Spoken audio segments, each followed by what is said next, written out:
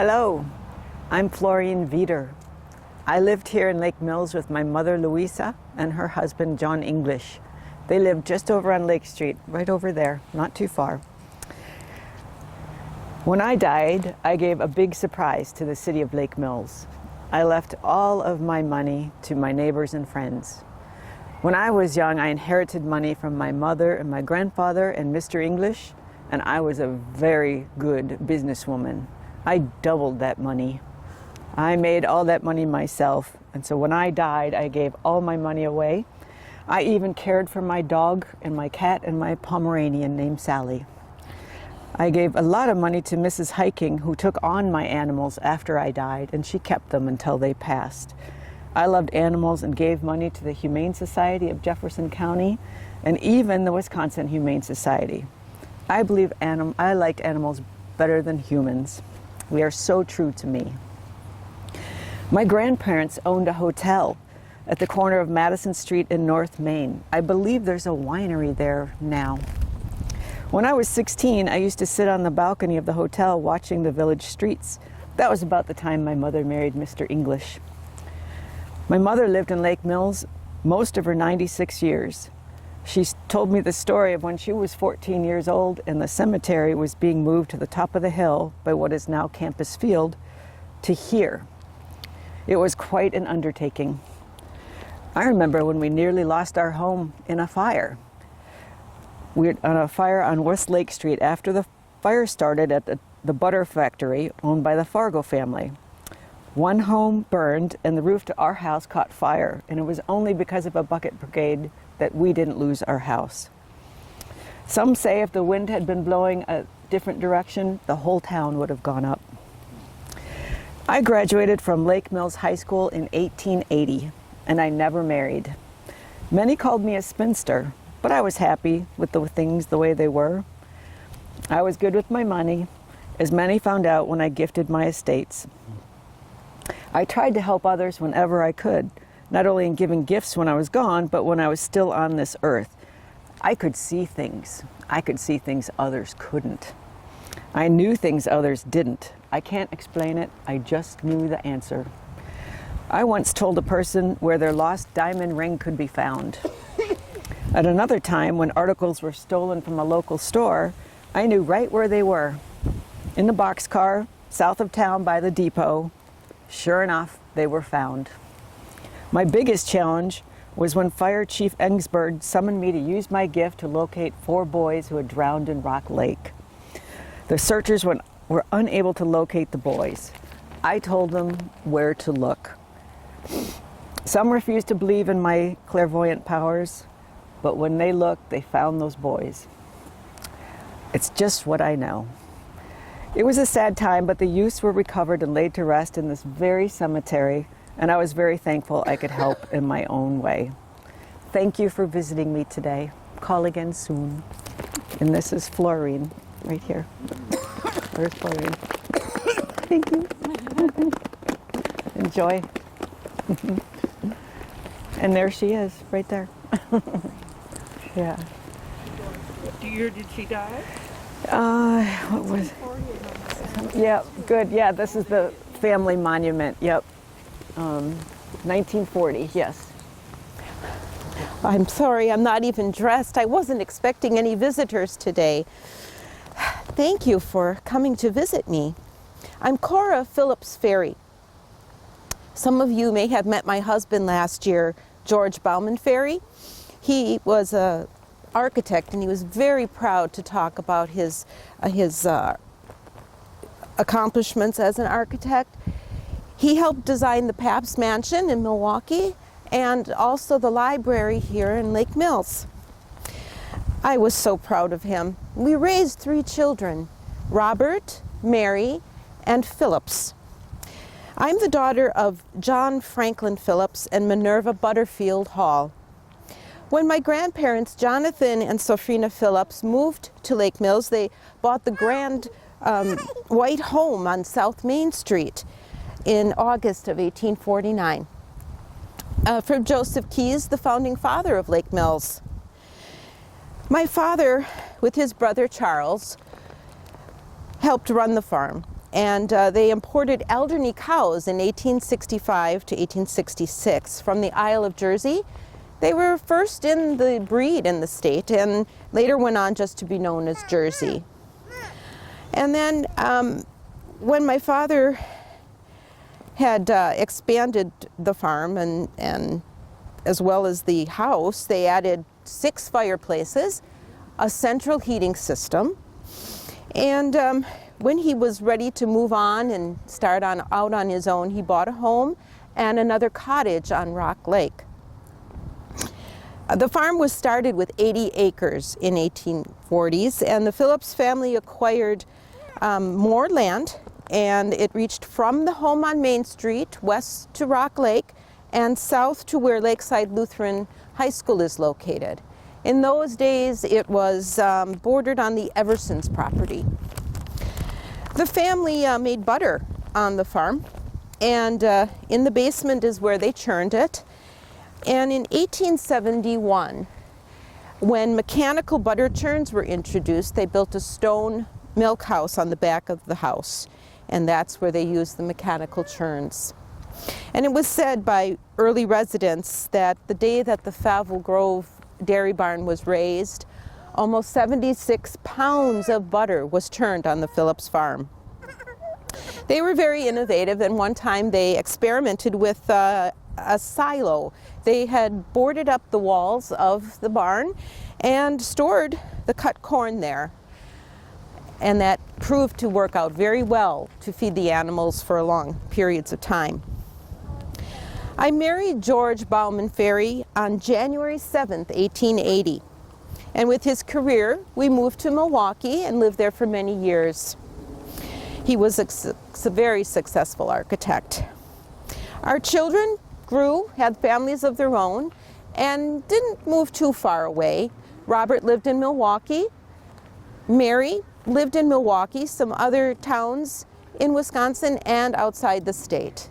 And Phillips, he never really left Lake Mills. It was when I was visiting Mary in May of 1920 in Annapolis that I experienced a horrid accident and died. You see, I was curling my hair, and the curling iron was heated on an alcohol burner, and somehow my clothes caught fire. I died from severe burns and suffocated from the smoke. I had lost George just 2 years prior, but now he was waiting here, and we're together again in our final resting place with our family. Thank you. Are you stopping to see me? I'm actually not a very social woman, but since you've come out on this chilly autumn day, I will take a moment to show you my photo, if you'd pass that around, and to tell you a bit about myself. I am Julia Louise Bragg Passmore. I was the eldest daughter to William and Amelia Bragg, and I was born on August 22nd, 1837 in the state of Vermont. We later settled in Lake Mills and became modest residents, owning a wagon and blacksmith shop. I married Oliver Jerome Passmore on November 26, 1854, and spent my days as a dressmaker. I died at the residence of W.D. Horde in Fort Atkinson on August 26, 1903. W.D. Horde, you may recognize, was the former governor of the state of Wisconsin, and he was also a very well-known dairy industry leader. My youngest sister married Mr. Horde, and when I became widowed, I moved there to their home in Fort Atkinson to live my last days. I will tell you, I was never after such notoriety in my life. My sister Agnes, however, was not the only family member with noteworthy historical connections. Let me tell you about my brave and honest nephew, Chester. He was the son of my brother Elmer and his wife, Hattie Cook Bragg. It was in the years after my passing, but I am proud to say he attended the University of Wisconsin, where he studied mechanical engineering. Over the years, he became a government Secret Service employee and banker. Then he became president of a civic organization called the West Suburban Taxpayers Association. It was in Chicago during the gangster years. He was determined to make Chicago a better place, and in doing so, he personally obtained evidence in raids as he accompanied private detectives to gambling dens. Chester was well aware of Al Capone's reputation of killing hundreds of people, especially when the offer of a money bribe didn't work for Al Capone. Then his henchmen used his muscle and machine guns. Before Al Capone's trial, some of Capone's henchmen called at Chester's home and offered him $50,000 to stay quiet after Chester, along with Reverend Hoover and Dave Morgan, led what was known as the Derby Day Raid. This was in 1925.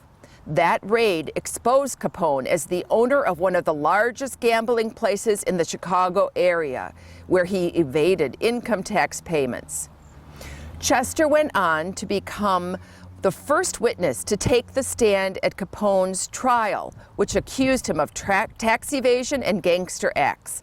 He faced Capone for 3.5 hours on the witness stand, something few were willing to do. Oh my, I am so thankful for the quiet life I led in Lake Mills.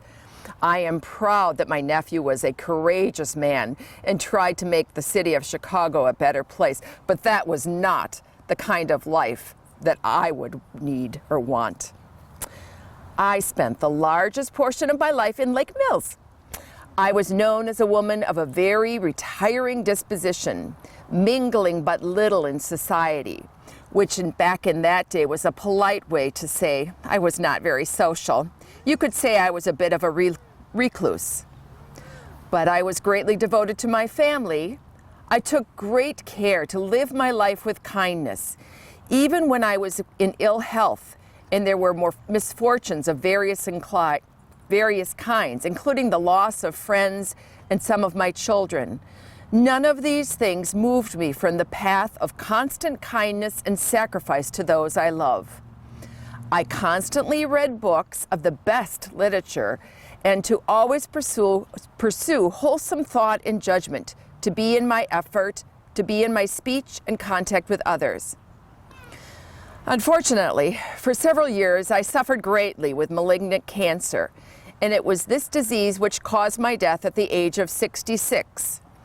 During this time, I had been cared for by my dear daughter, Miss Daisy A. Passmore, whose devotion to me is all that deep affection could inspire. At the time of my passing, I left my sister, Mrs. W.D. Horde, and also 2 brothers and a son, Clarence, and of course, my daughter, Daisy, of this city of Lake Mills. I left this earth on August 26, 1903, to be with the children I had lost and with my beloved husband, Oliver, as well as my mother and father. Sure, come on up. I'm having a little picnic here, which is something that people used to do in cemeteries. The character I'm playing is buried right here. Her name is Edna Brickson. And I was just here, my character is here attending to her father's grave, which is right over here with one of the mums. Paul Gerke is her father. And this is a type of setting that did not exist prior to 1831.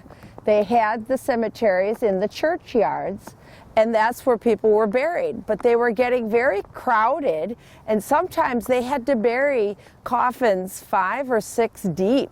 And if you can imagine, when it rained and some of the wood would break down, that could be a little messy and not quite very pleasant. So what they decided to do was move some of these cemeteries out of the towns. The towns were getting crowded with people and horses, and real estate prices were going up. So they moved the cemeteries out to the country area and created park-like settings like this, where you could picnic. Sometimes you could hunt or have some carriage races or things like that. And they made some grand entrances to cemeteries so that there was a barrier between the spiritual world and the life in the city. Now, Lake Mills was never a city, but you can imagine that was just a trend around the United States. Okay. One of the long-standing traditions is Memorial Day, which originally was called Decoration Day. This idea stems back to the Civil War. When Northerners and Southerners needed to mourn their fallen soldiers. Most observances were concentrated in the South, where most of the people were buried. The Southern women would go to tend to the graves, and they discovered that the Confederate soldiers' graves were just fine because their family was near. The Union graves were barren and full of weeds and no flowers, and they were sad about that. So they decided to decorate all the graves of the soldiers that had fallen in the Civil War, regardless of which side it was on. And that became a tradition. On May 5th, 1868, just 3 years after the Civil War, a group of Union veterans called the Grand Army of the Republic. Have you ever seen a star with GAR on it and wondered what that was? That's what it is, the Grand Army of the Republic. They declared May 30th to be Decoration Day. Major General John Logan gave the order for his GAR posts to decorate all graves with the choicest flowers of springtime. He wanted to let no neglect, no ravages of time, testify to the present or the coming generations that we have forgotten as a people the cost of a free and undivided republic. And as you walk the cemetery today, you will still see markers of GAR members whose efforts created this Memorial Day. And someone on an earlier tour today said that they still have chapters of GAR, kind of like the Daughters of the American Revolution and the Sons of the American Revolution, people who can trace their genealogy back to these original members can be new members of this organization, and they still have the same goal. On a national level, Decoration Day was expanded to honor not only Civil War soldiers, but all fallen U.S. soldiers, especially after World War I. It was not until 1971, however, that it was renamed Memorial Day and made a federal holiday. At 3 p.m. on Memorial Day, every American is encouraged to pause in silence to reflect on the sacrifice of the soldiers who gave their lives for this country. And Memorial Day continues to be recognized, and people will come and visit cemeteries. They may not have a picnic, but they do remember it with flags. You'll see flags on grave sites that are put on for a Memorial Day and Veterans Day, and it's a way to remember our past. And what's kind of interesting is, you know, these people, you just hear stories, but they are real people. This man, Paul Gerke, was one of 10 children. His brother, Fred, used to live in the house I live in now. And I think that's pretty neat. This house has been there and seen all this history, and I get to live there. So there's a lot of history in Lake Mills, and there's lots of ways for you to find out more about who's been living in your house and what your neighborhoods are like. There's walking tours, and there's some historical books that are available for sale. And I encourage you to stop by Aztalan Museum. They have books there. We also have them at Wallflower, which is a shop downtown. And you can get reprints of old photos. I actually was able to find my office building where I work now, an old photo from the 1900s with the old gas pumps in front that had the, I don't know what you call it. They were pretty elaborate. They had some sort of vacuum seal. Anyway, There's a lot of very interesting things to see when you start looking at history, and they're not very far away from what we're experiencing today. So thank you for stopping by. Are there any questions? Good job. Thank you. All right, now you know where Memorial Day came from. Do you know Popcorn Bill? He built the popcorn stand down in front of High Street store downtown. In fact, Popcorn Bill, Mr. William Wodke, built all kinds of popcorn wagons. He is a very good carpenter. He was an experienced wagon maker, and his brothers were blacksmiths. That allowed the families to work together in their businesses. He built several popcorn wagons in the old knife building down the street. The big building was Old Seaver Knife Factory building. They built the popcorn wagons in that building in 1912 and 1913, and Mr. Wodke sold one to George Atwood. Mr. Atwood used his wagon for many years. I remember seeing him pull it by hand to the corner of Main Street and Lake Street every day. He stored it behind the Main Street store every night. Marvin Mash, as a young man in the 1920s, worked for Mr. Atwood, who had purchased a building on Main Street that had been a former saloon. He parked the wagon out front to sell popcorn from. I heard that one Saturday he sold over 400 bags of popcorn. That was pretty good sales, considering there were 3 other popcorn stands in town, and the Majestic Theater sold popcorn too. People sure like their popcorn. I have to say, it's a very good treat. Popcorn was a big business in Lake Mills for many decades. No one knows where all of Mr. Wodke's wagons ended up, but there was one popcorn wagon that was brought back from Door County not long ago that was thought to be one of Mr. Wodke's wagons that now sits behind a brick home on South Main Street. I think I could sell popcorn. Get your hot popcorn, butter salt popcorn. I'm Raymond Royce. Ha ha ha. I'm a vaudevillian. And I want to ring your bell. You know, vaudevillian? Vaudeville, the theatrical comedy act.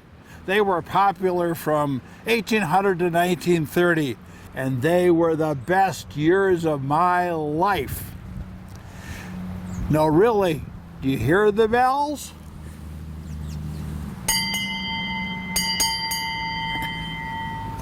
That's one of the original bells. I have had that ringing in my ears since I inherited those darn handbells from that stage line owner down at the livery, Frank Huntley. Mr. Huntley, he acquired the bells from the Levitt Swiss Bell Ringer Company of entertainers that toured all over the United States. One famous member of the troupe was Edwin Bagley, who composed the national anthem. At one time, the group owed him a wage. They couldn't pay because they were bankrupt.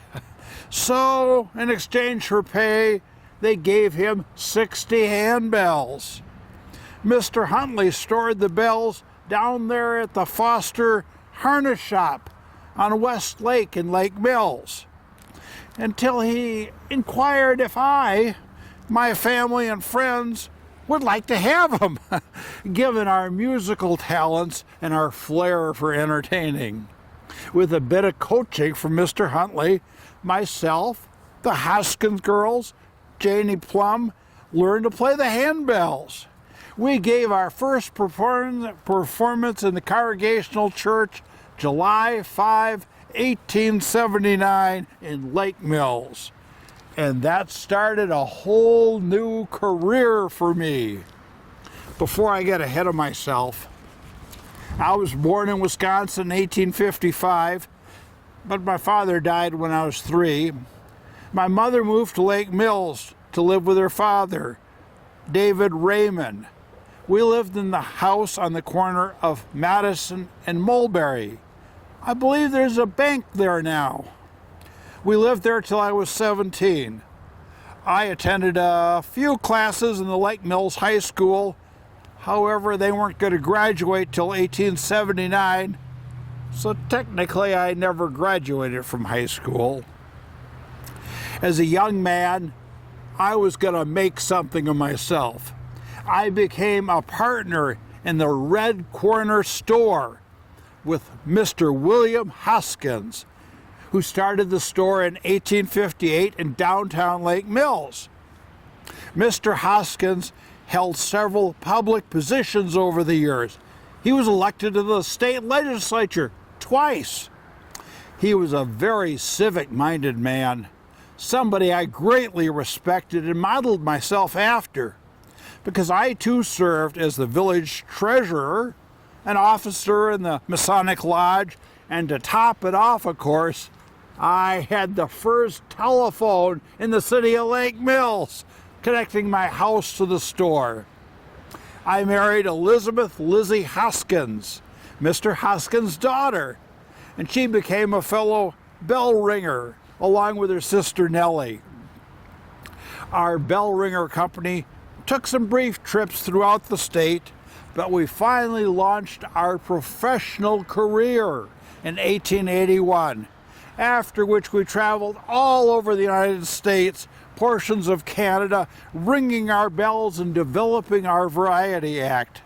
We called ourselves, naturally, the Royce Swiss Bell Ringer Concert Company, then simply the Royce Company. We played music such as the Bluebells of Scotland, Come, Oh Come With Me. I'm not in voice today, I'm sorry. Forever. We even added local accompaniments, other instruments, short plays, my impersonations to our repertoire. Between tours, I returned to Lake Mills and worked at the store. Later, approximately 1885, our group became the Royce and Lansing Musical Comedy Company. With Webb Lansing from Tennessee, who played the zither, we traveled extensively, playing in large cities up and down the West Coast, back to the Midwest. We had week-long engagements in Milwaukee, Chicago, cities in Ohio. We disbanded the group in 1890, and then I struck out on my own in the theater. My biggest role was playing an organ builder in York State Folks. And that's where I got my big break. The star of the play died unexpectedly. And there I was. I played the role for 6 years, 1,899 performances in theaters in all the major cities. Lake Mills could finally lay claim to having a bona fide movie star when I played the same role in the movie version of York State Folks. I got it. I did various roles in the years to follow. I completed 45 years of showbiz in 1933, at which time I retired to Oakland, California. I returned for one last visit to my childhood home in 1934 and also took in the World's Fair. I was invited to return for the centennial for Lake Mills in 1936, but I declined. I passed away in the Hotel St. Mark in Oakland, California in 1945, where I lived for the last 15 years. A lot of us lived in hotel rooms. I was brought back to Lake Mills and buried right here with my dear Lizzie and family.